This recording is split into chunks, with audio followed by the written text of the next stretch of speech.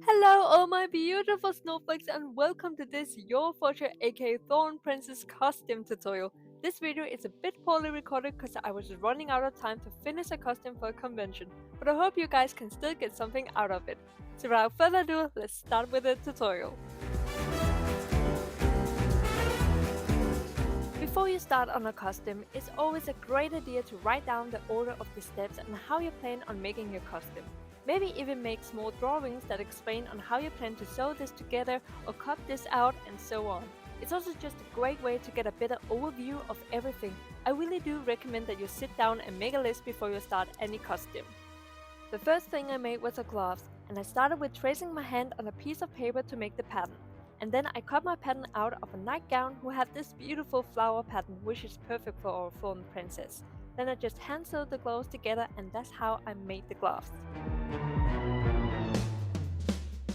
Now let's move on to how to make the dress. I make my patterns for the dress the good old-fashioned way with lots of tape around my body. Then I take a marker and mark out the patterns.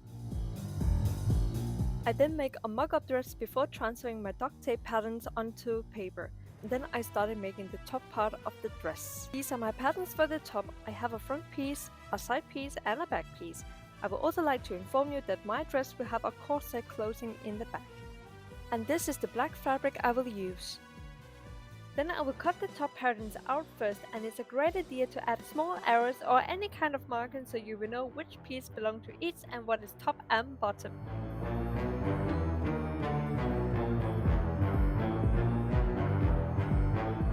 I also cut the top pieces out in the same fabric I used for my mock-up dress, which is cotton.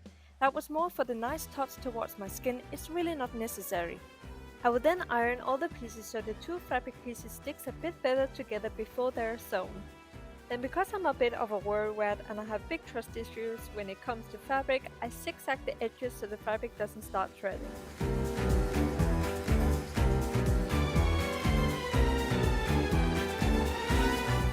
But it's not all the edges that I zigzag because it's gonna be sewn together. The red waves are the edges I didn't zigzag. I accidentally laid the top wrong in this shot. It is not the size that a zigzag is the top and bottom. Then I will show you how I sewed the top together.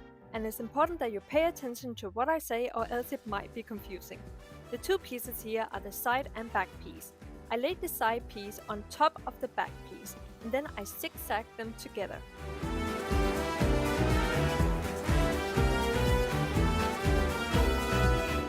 Once that is zigzagged, I will then fold the side piece over the back piece so the zigzags are hidden. Let me show you one more time.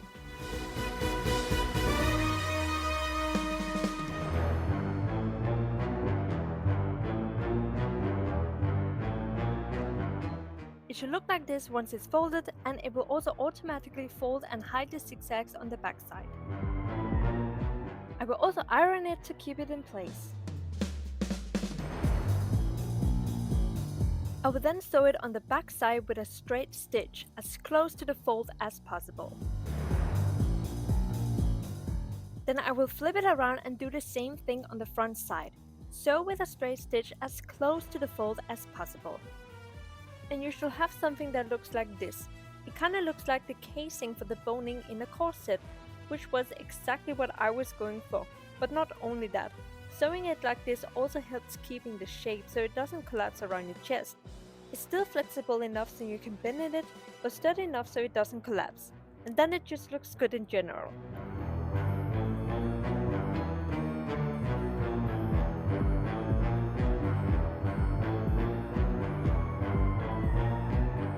Then I will move on to sewing the side piece onto the front piece, which can be a bit tricky to do due to the breast curve, but take your time and use a lot of needles to secure the two pieces together and then you should be good. Then once I sew it with a zigzag stitch and reach the middle, I curve the fabric, which is really hard to show with one hand, but I curved the fabric which made it a lot easier to sew. Then I fold the side piece over the front piece, and it's really important that you do it this way or else you will have a curve in the wrong direction. But else it's just the same steps as before, but since this is a curve, it's a really good idea to put a needle in the middle so it stays a curve when you sew it with a straight stitch.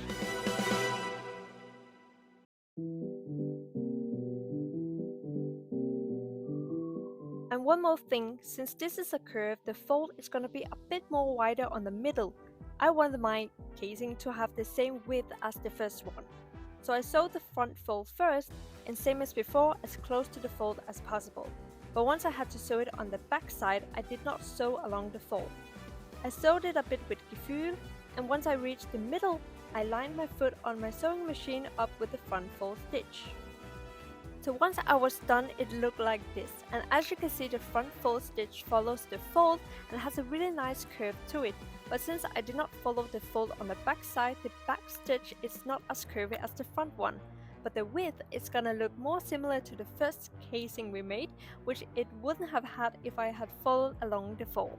Then I repeated the steps for the other side, and this is how the top turned out once I had sewn everything. Then we will put the top aside for now to go make the skirt. When I transferred my duct tape patterns onto paper for the skirt, I made some adjustments at the bottom of the back piece. Because of our booties, the back piece always needs to be a bit longer than the front to make sure the booty is covered up. I did that by adding a small curve, but still making sure that both the front piece and back piece have the same length where they connect.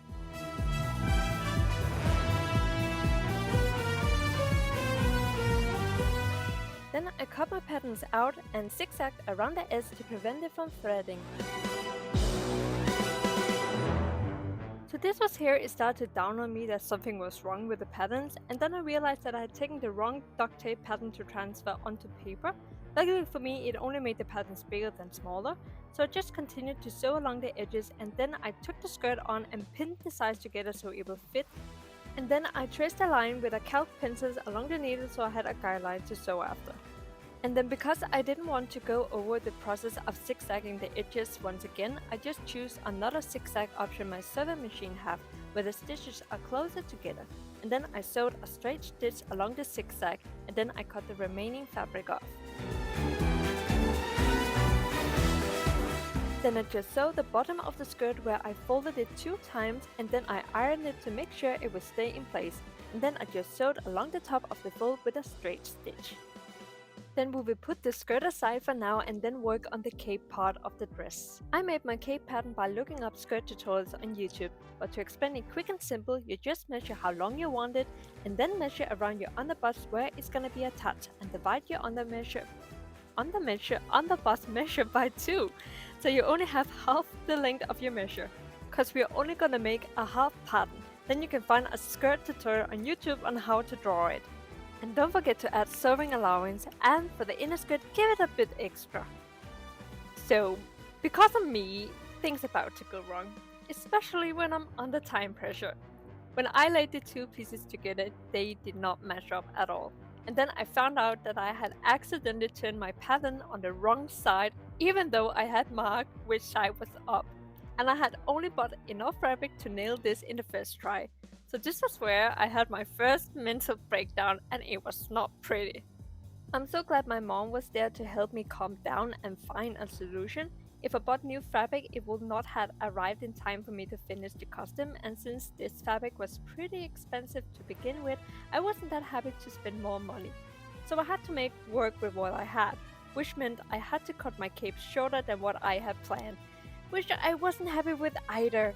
But guys, spoiler alert, the cape turned out even prettier.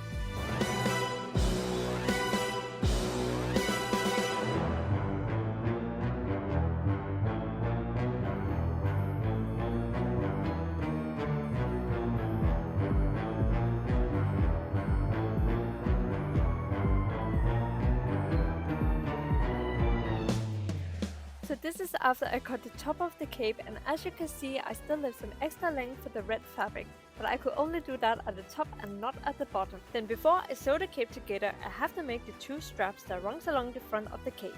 And at the same time, I just cut out enough straps so I will have for her neck and shoulder harness later.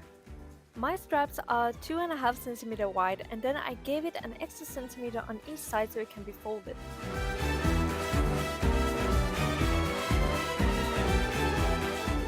And then I just iron the folds on each side. Then Then I secured the strap onto the black fabric of the cape a centimeter away from the edge, so we can sew the black and red fabric together without getting the strap caught in between the stitch. But first I sew the strap onto the black fabric, and I try to follow the red line on the foot as best as I can so the stitch will have the same width to the folded edge of the strap all the way down. And this is how it turned out once I had sewed it, and it looks freaking amazing. Now it's time to sew the red and black fabric together, and we do that by putting the fabrics right side together so they face each other, and then we just have to sew along the edge except for the top so we can turn the fabric again. And do be careful when you sew where the straps are attached so it doesn't get caught in the stitch between the red and black fabric. It should look like this once it's sewed, and as you can see it looks really nice when the strap is not sewn together with the two fabrics, except for this part.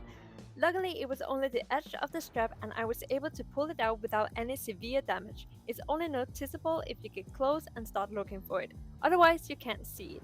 But anyway, this is how the cape turned out, and it's so gorgeous I can't even. I'm so happy with how it turned out.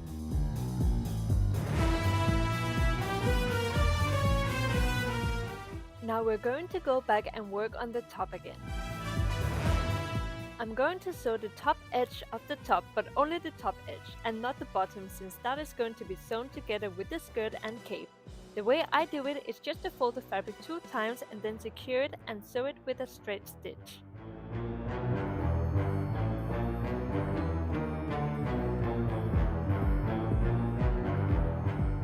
Then we will attach the skirt and cape together with the top with clips or needles, and that's so we can see where we should put the black straps of the harness on the top.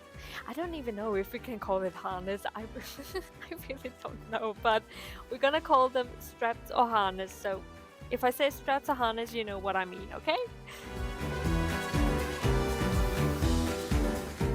Once I had sewn on the 2 front straps, I then sewed the 2 back straps on.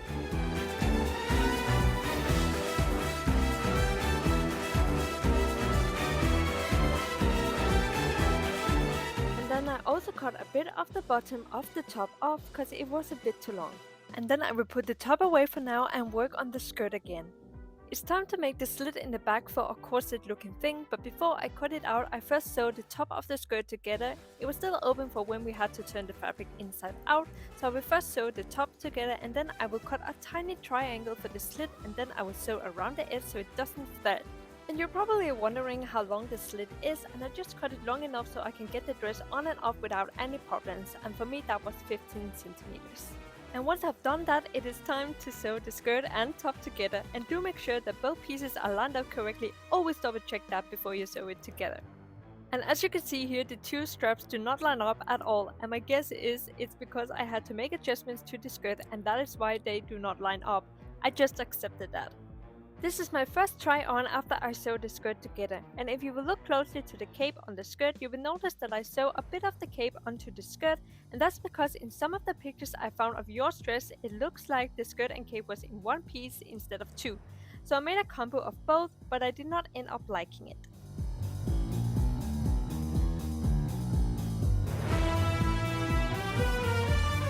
Then I sewed the strap around the waist, and it was a bit of a struggle, but with patience we succeeded.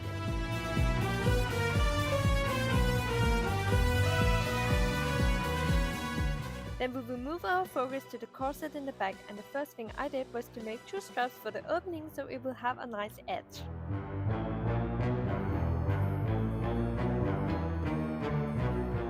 I then made this rectangle piece that would be a modesty panel, and if you don't know what a modesty panel is, it is the piece that is behind the laces on a corset. You can also choose not to have one if you want to show bare skin behind the laces. I will then make the lace out of the same fabric as the dress, and I just made it as long as it was possible. Then I fold the fabric where I first folded the edges to the center, and then I folded the new edge over to the other new edge. I made this drawing, hopefully you can understand what to do by looking at my drawing. And then I sewed it. Don't forget to check if you can go through the grommets. Then it's time for the grommets, and that is the round metal holes on either side of the back where the lace goes through. I used a rotary hole puncher and a rivet plier. I chose golden grommet so it will match with the rest of her accessories. Then I just laid them out on one of the back sides to figure out how many I wanted, and then I just measured the distance between each hole so they would be even on both sides. But before you punch holes, always test it out on another piece of fabric, preferably the same as the one you're using, before you make holes in your actual work. I ended up using 5 on each side, and this is how it turned out. Then before I add the lace, I will hand stitch the modesty panel to the back.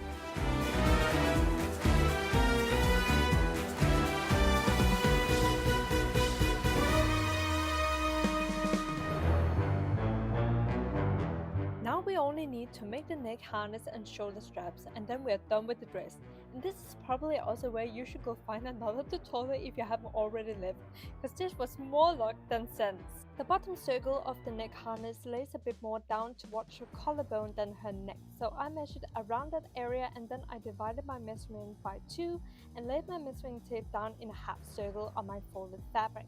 The width of the circle is 3 cm, enough so I can fold and sew the edges. Then I folded the fabric again in the middle of my half circle so I will have a piece of slice before cutting it out. And this is how the bottom circle turned out, which is no longer a circle but an ellipse. Then I found this folding foot that I did not know I owned and used it to sew the edge on my ellipse, which was more luck than sense. Then for the 2 other neck straps, I just cut out one straight strap with the same width of 3 cm as my ellipse, cut the 2 lengths I need and run them through the folding foot. Then I line them up with 1 cm between them and measure how long the piece that's gonna hold them and connect them is gonna be. And that's about 10 cm for me. And I just took the same strap as the one I used for the 2 neck straps. Then I just sew them on, but as you can see, one of them is sewed on the outside and the other on the inside, and that's because we're gonna add some Velcro.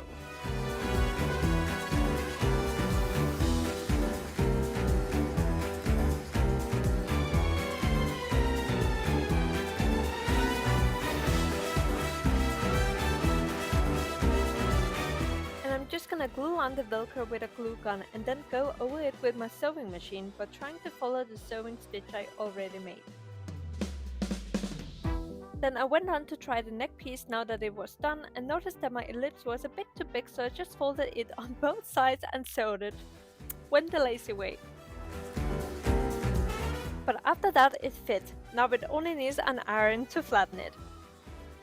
Then it's time to attach it to the dress, and if you can get help from someone you trust not to poke you with a needle in the throat, then it might be a good idea to get some help for this part. Don't worry, even I started sweating.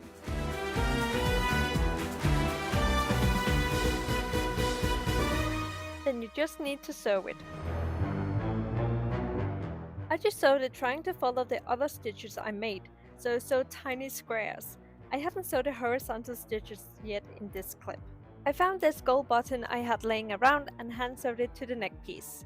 Now we just need to make the shoulder straps, and they have the same width as the straps on the dress, 2.5 cm with an extra centimeter on both sides, so the edges can be folded and sewed.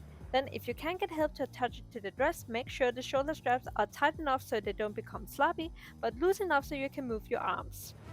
Since I only had enough fabric to make 2 straps and not one long, I had to line up one of the strap's edges so it will follow the sewing line of the dress strap. So when I sew it, it's not noticeable that it's 2 straps instead of 1. And then I just sew it the same way as the neck piece.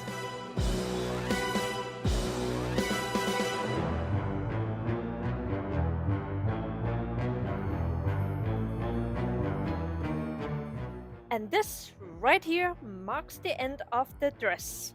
Let's take a look at how the dress turned out before we move on to how I made the boots.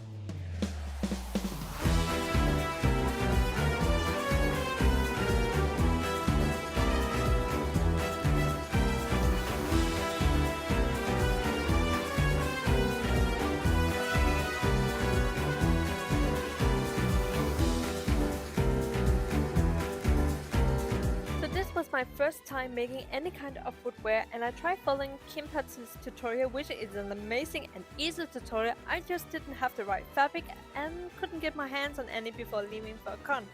What I could get my hands on was a pair of knitted socks.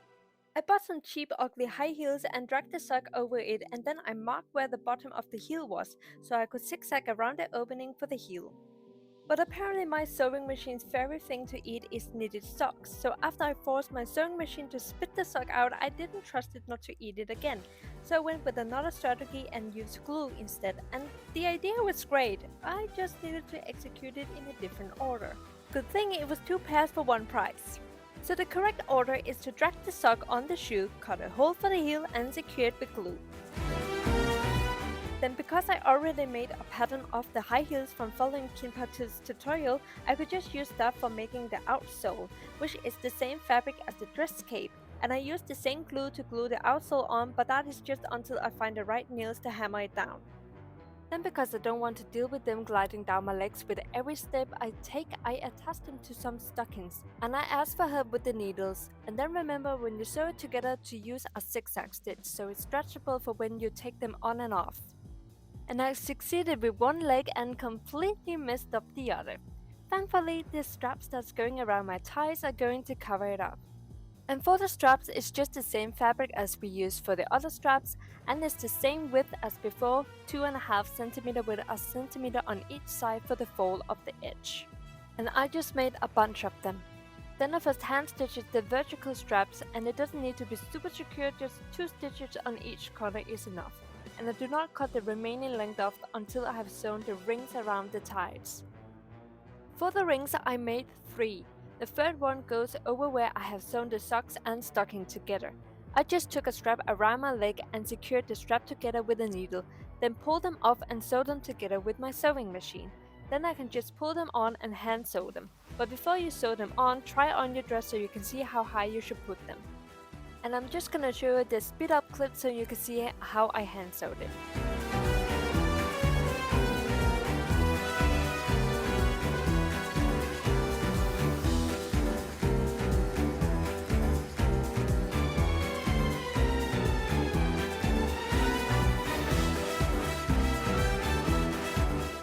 This is how the boots turned out, and I'm so thrilled with the outcome. I'm definitely not scared away with throwing myself out to make another pair in the future.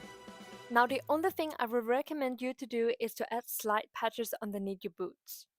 And that's the tutorial, Snowflakes. Let's see how everything turned out in the end.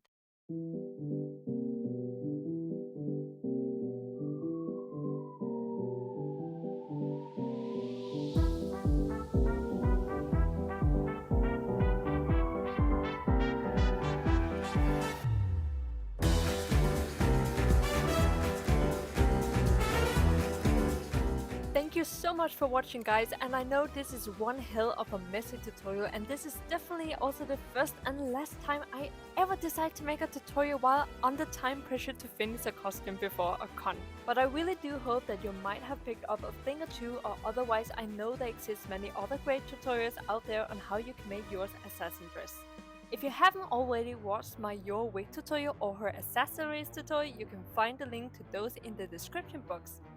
Anyway, thank you so much for watching. It really means a lot to me that you took time out of your day to watch this video. Much appreciated. If you have any questions, feel free to leave a comment and I will try to help you as best as I can. I hope I will see you again for a future video. See you next time.